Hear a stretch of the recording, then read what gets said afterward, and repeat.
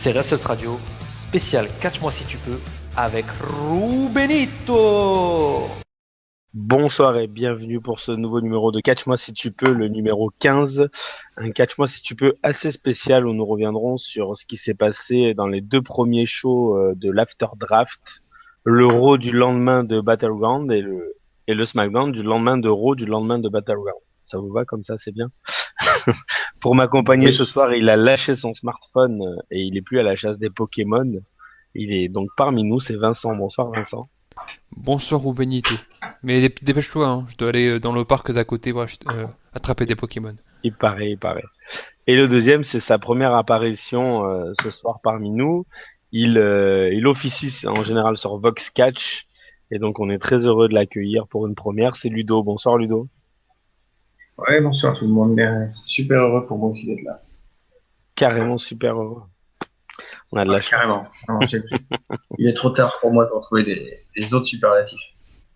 Donc, au programme de de ce Catch-moi si tu peux, trois gros sujets. Le premier, on va avoir un ressenti sur le premier héros de l'après-draft. Et le deuxième petit débat qu'on aura, c'est sur les challengers qu'on a eu à SmackDown et à Raw. D'ailleurs, les challengers pour les titres spéciaux. Et le troisième, ça sera un petit ressenti général de tous les trois sur cette nouvelle ère, puisque on est amené à l'appeler comme ça. Donc on se retrouve tout de suite après le nouveau habillage musical de Raw.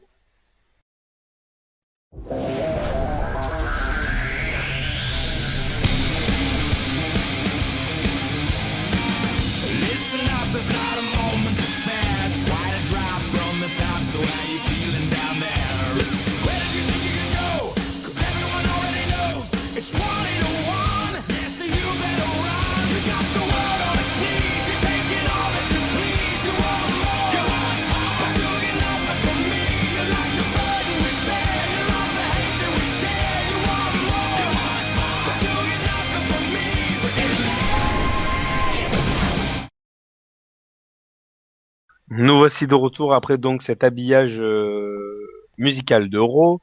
D'ailleurs, on va commencer par ça. Qu'est-ce que vous en pensez de l'habillage, que ça soit visuel et musical des deux shows Ludovic, qu'est-ce que t'en penses, toi? Ah, moi, j'ai trouvé ça. Ouais, j'aime toujours quand ça change, de toute façon, quoi qu'il arrive. J'aimais pas trop les nouveaux thèmes, les thèmes donc d'il y a encore une semaine. Donc je suis quand même assez content que ça change. Après, le logo, personnellement, de Raw, je le trouve pas terrible. Ouais, le W, c'est vraiment moche. Ça, on dirait un M à l'envers. Ça me gêne un petit peu. Le SmackDown, j'aime bien. Ouais, à mon avis, ouais. Mais et le SmackDown, j'aime bien, mais il faut enlever le live. À mon avis, ce sera fait au bout de quelques semaines parce que c'est juste pour marquer le fait que c'est plus en enregistré, mais en direct. Mais bon, niveau des thèmes, je les trouve pas trop mal en fait. Ça fait assez générique télé. On est habitué avec CFO Dollar qui fait des choses assez génériques en général. Et toi, Vince, t'en penses quoi de l'habillage, même du contour du ring, etc. Enfin, le fait que les commentateurs soient plus ringside, plein de choses, quoi. Mais je trouve assez étonnant qu'en fait, le plus de modifications qu'on ait à la WWE, ça soit à Raw, alors qu'en fait, c'est SmackDown où la WWE veut donner veut donner un nouveau souffle et en fait, c'est Raw qui a le plus de nouveautés, en fait. Je trouve ça étonnant. Mais j'aime assez bien le nouveau décor de Raw avec le cercle là au-dessus. Ça me fait penser à aucun autre show. Mais en même temps, c'est pas forcément non plus très original, mais je trouve que ça marche assez bien. Après, comme Ludo, je suis pas forcément très fan des génériques, mais ça passe quoi. C'est mieux que les anciens. Et après les logos, mais qu'ils soient bons ou pas, on s'en fout un peu quoi. C'est le contenu du show qui importe. Oui, non, mais ça c'est sûr. Mais bon, faut bien qu'on parle de quelque chose aussi. On va s'y faire de toute façon de quelques semaines. Ouais, de toute façon, après, généralement, les gens ils disent j'aime pas, et puis dans 2 mois, tu leur demandes mais comment il était l'ancien, ils se rappellent plus, quoi. C'est comme quand il y a Facebook qui fait une nouveauté, on dit ah j'aime pas la nouvelle page Facebook, et en fait au bout de 2 semaines, tu te rappelles plus comment elle était ancienne. Tu vois ce que je veux dire? Clairement. C'est ça, ouais. Enfin, on va rentrer donc dans le vrai vif du sujet, sinon Vincent va nous taper sur les doigts. Et on va parler un peu de catch. Alors déjà, bon, il s'est passé beaucoup de choses à Raw, notamment les débuts de Finn Balor, le changement de titre pour féminin pour Sasha Banks.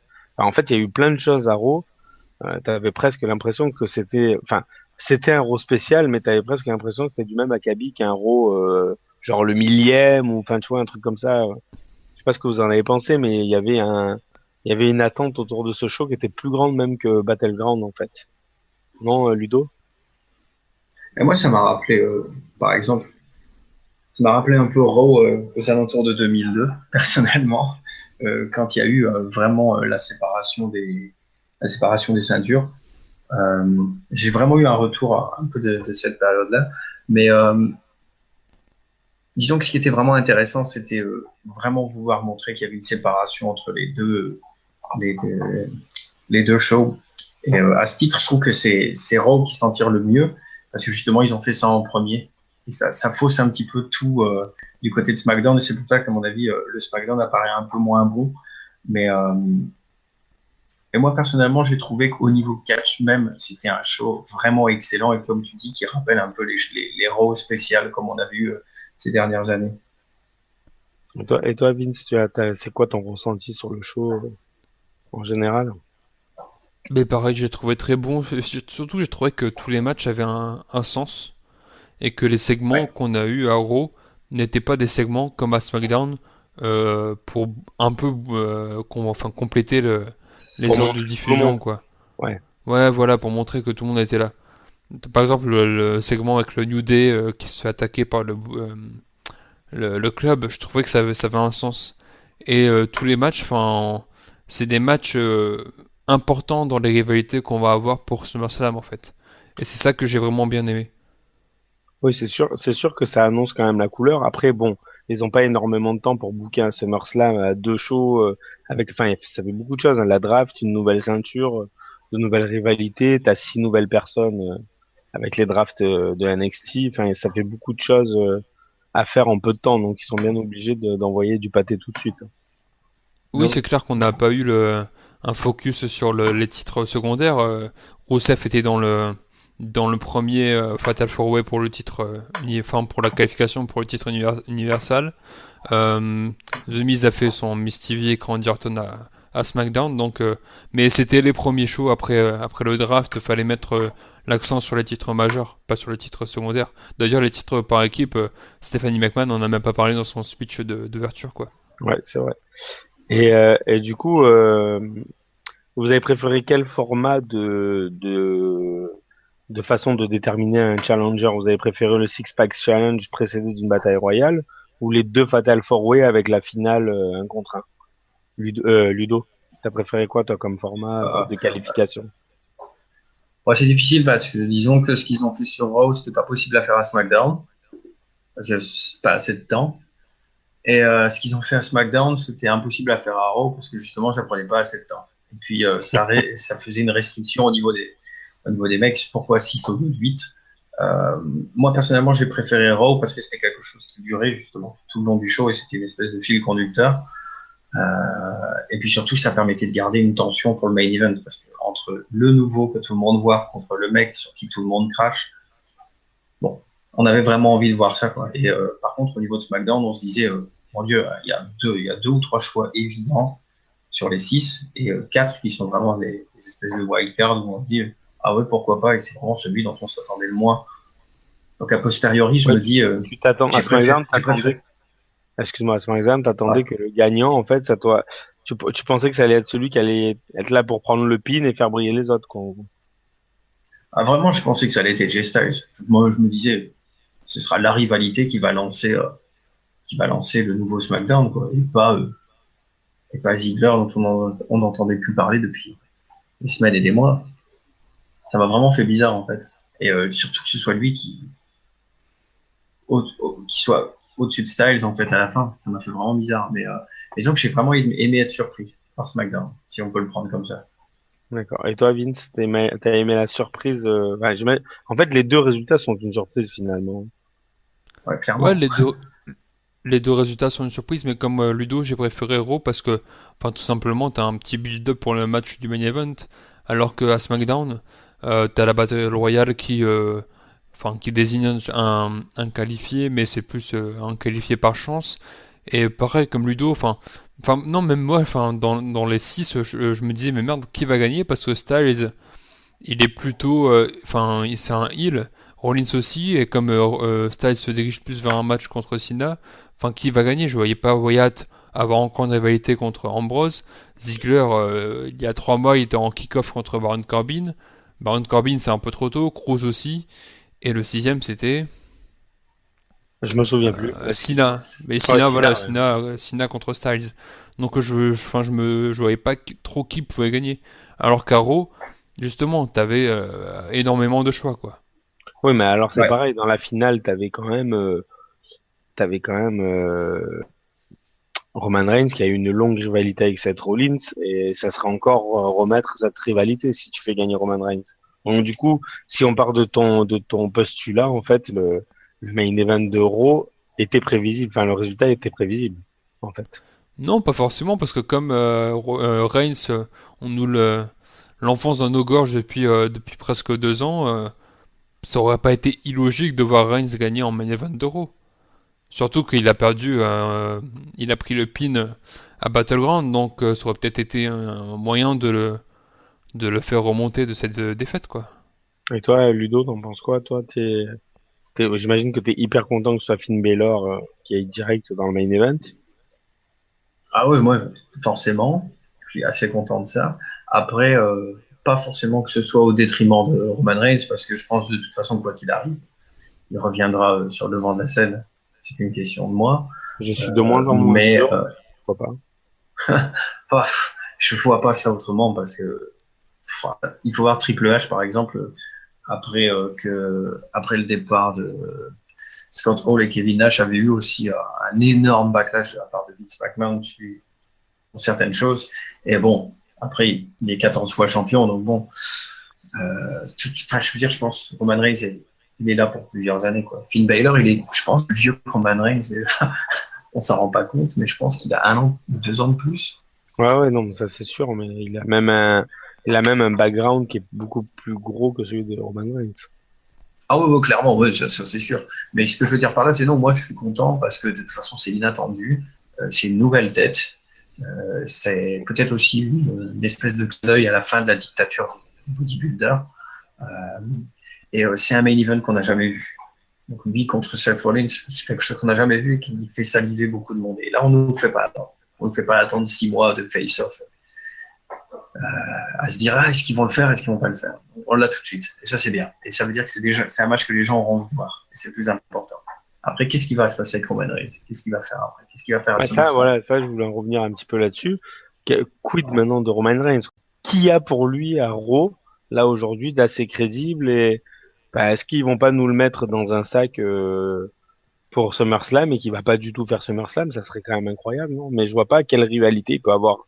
Hein, je sais pas ce que t'en penses, Vince, mais Moi, je le vois bien contre Kevin Owens. ouais, pour rien comme ça, pour pas de titre, pas de machin, pour rien. Ben, pas de titre, les 2 titres majeurs sont pris. Ça serait un petit peu con de mettre Reigns sur un titre secondaire alors que Battleground il est dans le titre majeur.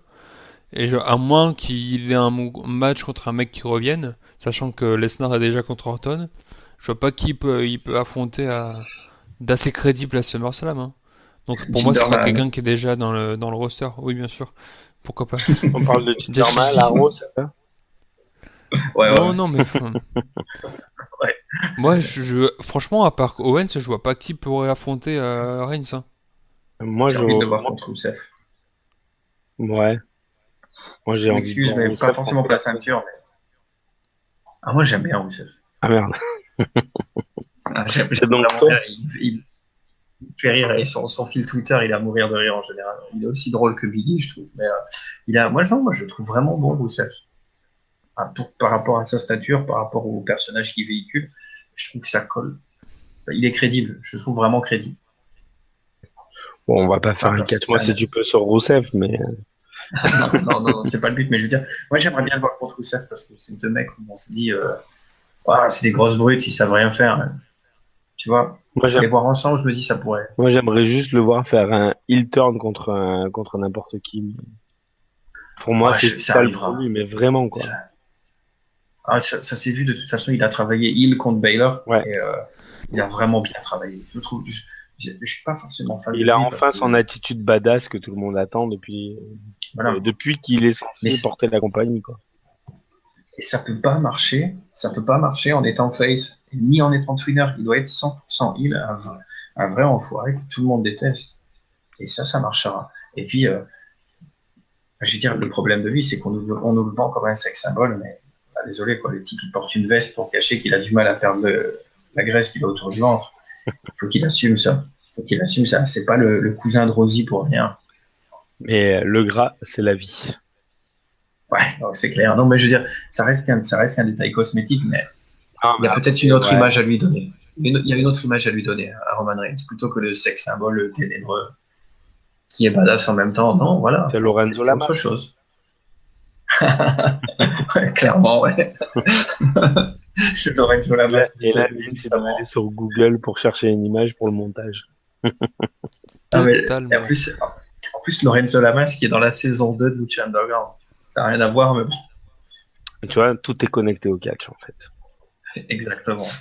Le Bon, catch, c'est la vie. donc, on va passer au deuxième débat un peu plus général sur sur les rosters qui sont en train de bien se dessiner, avec notamment les retours de Shelton Benjamin, de Rhino à SmackDown. Bon, on en a parlé vite fait en blague, mais il y a vraiment le retour de Jinder Mahal à Raw, c'est pas une blague. Pendant ce temps-là, on laisse Slater sur le côté. Je trouve que c'est un peu dommage parce que pour moi, Slater, c'est un excellent worker, tu vois. Donc, enfin, Ah, clairement. en tout cas, moi, j'aime bien. J'étais un peu sceptique sur la séparation des brands, notamment sur le fait qu'il y ait beaucoup de top superstars à SmackDown et un peu moins à Raw. Mais en fait, je trouve que c'est très bien pensé. Et puis finalement, je suis assez content de cette dispersion-là, quoi. Enfin, je sais pas ce que t'en penses.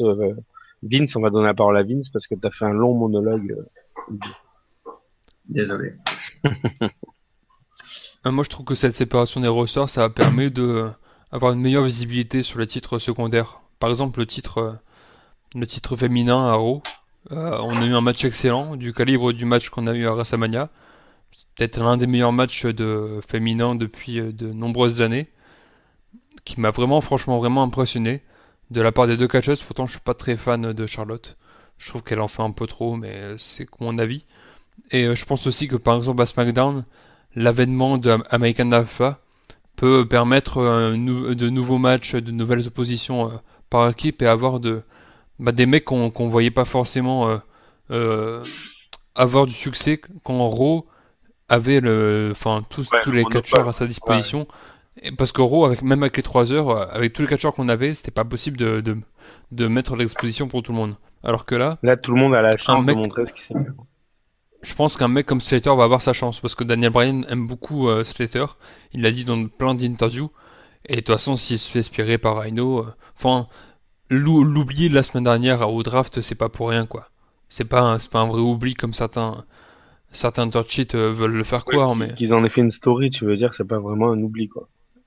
ouais, c'est comme Cesaro qui fait un shoot promo, c'était forcément approuvé par la direction, mais moi, j'aime beaucoup ce roster split parce que ça va donner des opportunités à des gens qu'on voyait jamais.